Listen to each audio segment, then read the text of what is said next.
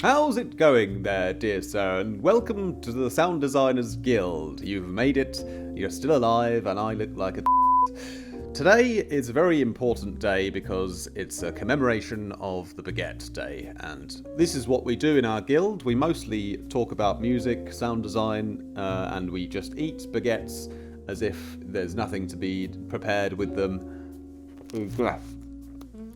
Eat them like this and really get stuck in, just like I like getting stuck into synthesis and Vital. And today I'm going to make, I'm going to explain 5 different sounds that you can make in Vital in just 5 minutes. So I'm going to time myself to have 1 minute to explain each sound the best that I can. And I hope you'll take it seriously, you know, even though I look like a because this is very serious, because we need to stay creative and absolutely smash all of our goals for the rest of this year and starting next year. And I hope that I can improve, and I hope to share as much knowledge with you guys as I can, and maybe in a little more funny hat next time you'll pay attention a little bit more to what I have to teach. So anyway, without further ado, let's jump into the video. So let's have a quick little preview of the loop that I've whipped up today, which includes a kick, a snare, a hat, a bass, and a lead. And then after that, I'm gonna, like I said, I'm gonna give myself 1 minute for each specific sound to time myself to see if I can best explain it and give you the best advice for your own sound design and synthesis using Vital this time. Anyway, here's the loop.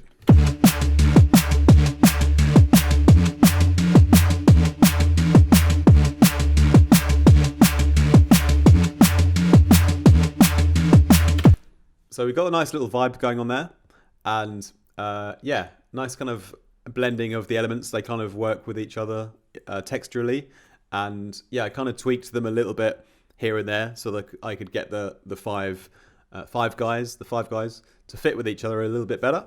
But let's jump into the first explanation, which is the kick. So starting with the kick drum now. So this is how it sounds, and essentially we have 2 elements. We have a sine wave, which is being pitched down, and we have a little bit of a textured noise, which is this fire sound here. So it's a really small kind of transient on there. And the best thing to do is to pitch the sine wave to come down, and you can do that sort of randomly. I've gone up to 29 semitones, and I've pitched this on an LFO, which I've got 2 points to control the movement down, and I've got the seconds to control the exact length. And then there's a few other modulations that all kind of use the same thing. One of them is on the level, which I was just tweaking. The other one is actually on the pitch. And then the other 2 are on the filter cutoffs. And on the filter cutoff, I've got a bandpass filter. And we're going to sort of target the main fundamental area of the kick. And then we're going to sweep top to down on that. And we're going to sweep a little bit on the sample as well. And they're a little bit on the distortion as well on one LFO. Time's up. So let's jump into the snare. And it's very similar to the kick, but basically we have a different pitch for the oscillator. So this time it's at -12, so it's higher up, and it doesn't quite pitch up as high. So this time we're only going up 12 and then down. And again, this is tracked on an LFO. And again, there's a lot of different small LFOs that all contribute to the actual final result. And it's getting all of these timings right on here, the snare and the kick previously, that give it the final sound. This time I've gone for white noise, which is a bit more, it has a bit more brightness and high end, it's a bit louder. And again, what I've done on the sine wave is I've really peaked the resonance, chosen the kind of fundamental area of the snare, was a little bit lower, it's about 130 here. But it kind of just pops up around that 100 to 300 area. So it pops up and down on an LFO. And again, make sure to distort things a lot with the hard clip. And again, I've put that on an LFO to give that a dynamic kind of movement as well. And other than that, we have just a little bit of chorus and reverb. So let's jump into our 1 minute for our hats here. And the thing that's different about the hats to the other kick and snares is the ones before were one shots, and this time for a hat, I like to just make one long MIDI file and then control the rhythm on an LFO. So the LFO is set to 1/8, so that's doing this main kind of hat movement. And what are we actually modulating? We're modulating a sample here, which is just one of these kind of convolution noises that I made in the Patreon folder. And it's just basically just modulating the volume of that. A little bit of high pass filtering also to modulate it. And then I've tried to FM a little bit of a sine wave in, but it doesn't make too much of a big difference. It's a very subtle thing. And then, yeah, again on the effects, I've got like a bit of drive to be modulated as well. And then one final tip is I've got another LFO on the sample that goes up and down independently from the main one on a slower ramp. So we have a bit of a kind of velocity kind of modulation in there.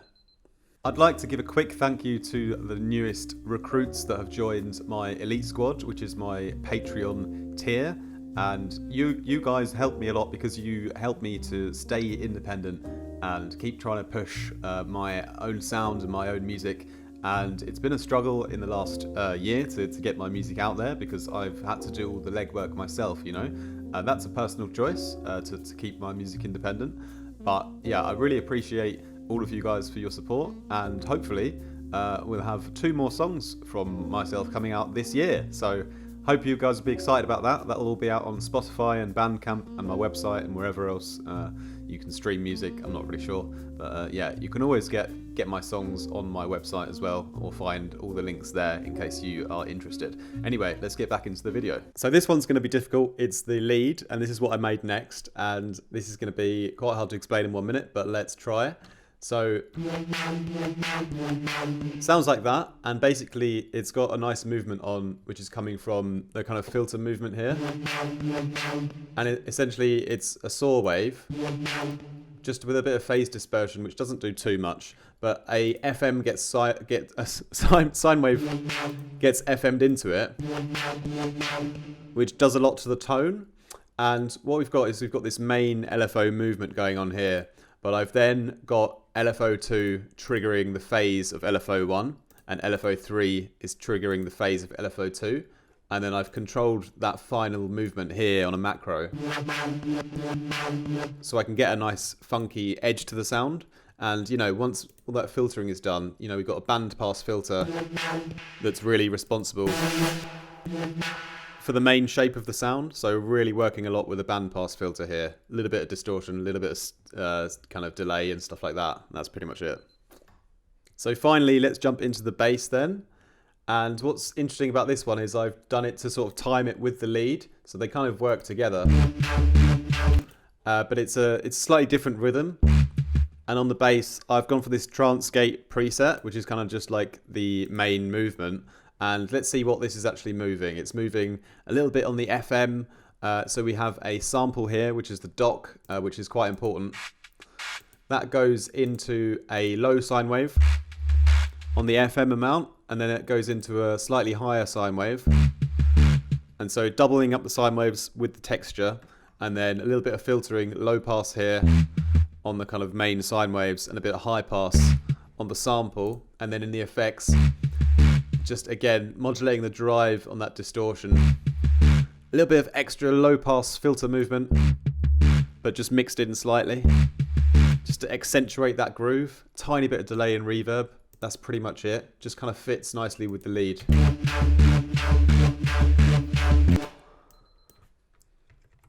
So there we have it, all the main kind of sounds. And all I've done just to tidy up the loop is I've just added a couple of EQs. One just on the hats, just to make sure there's no rumble down there. And then I've just put a nice little sidechain onto the bass with an LFO tool, just to cut out a bit of volume when the kicks hit. And then on the lead, I've taken out a fair bit of low end so it doesn't conflict with the bass as much, because if I left that in, you know, we hear the bass a lot cleaner when I take the lows from that lead out. And then I've put a bit of side chaining on the kind of kick and the snare for the lead, so yeah, it kind of ducks out of the way so we get those transients of the kick and snare coming through.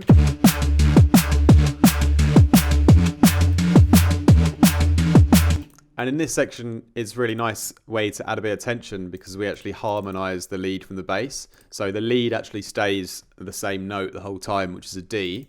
And the first bass note was also a D, so they were working together.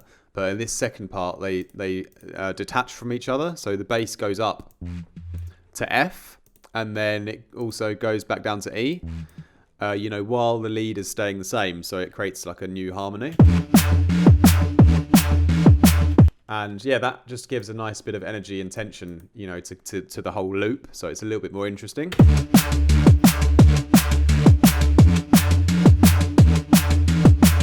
But still sort of repeats quite nicely. But yeah, anyway, thanks a lot for watching that tutorial today, my G's. Much love. Bye.